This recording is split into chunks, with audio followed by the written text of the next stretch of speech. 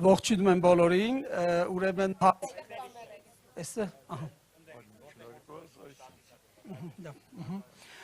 հարցս ուղղում եմ երկրորդ նախագահ եւ ապագա վարչապետ պարոն Քոչարյանին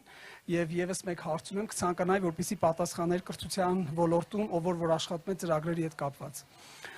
Պարոն Քոչարյան, արդեն դուք էլ նշեցիք, զարմանալի չէ, ու բոլորս գիտեք այս փաստը, որ այս տարածաշրջանը նույնիսկ սովետական միության ժամանակ ապրել է եւ գումար է վաստակել աշխատելով արտերկրում, հիմնականում Ռուսաստանի Դաշնությունում կամ գրեթե միշտ Ռուսաստանի Դաշնությունում։ Սովետական միության փլուզումից հետո գրեթե բոլորը վաստակում են իրենց գումարը աշխատելով Ռուսաստանի Դաշնությունում։ Մենք գիտենք հիմա ինչ է կատարվում, ցավոք սրտի, ուրեմն երկու խնդիր կա։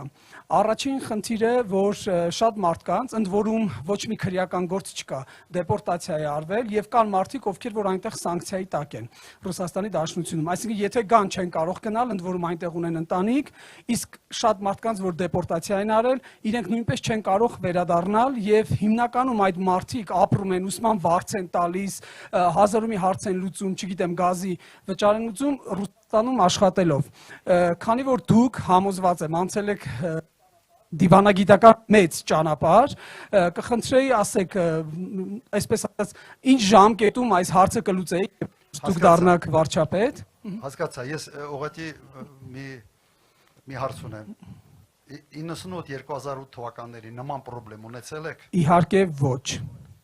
Ուրեմն չենք ունենալ։ Այո, համոզված եմ, շնորհակալություն։ Շատ արագ։ Շնորհակալություն։ Ուղղակի խոսքը գնում է մի քանի ամսվա մասին, պետք է հանդիպել, բանակցել, ուղղակի խնդիրը պարզաբանել։ Այս իշխանությունը նորմալ շփում չունեն մարդկանց հետ։ Չենք էլ կասկածում։ Չունեն նորմալ շփում։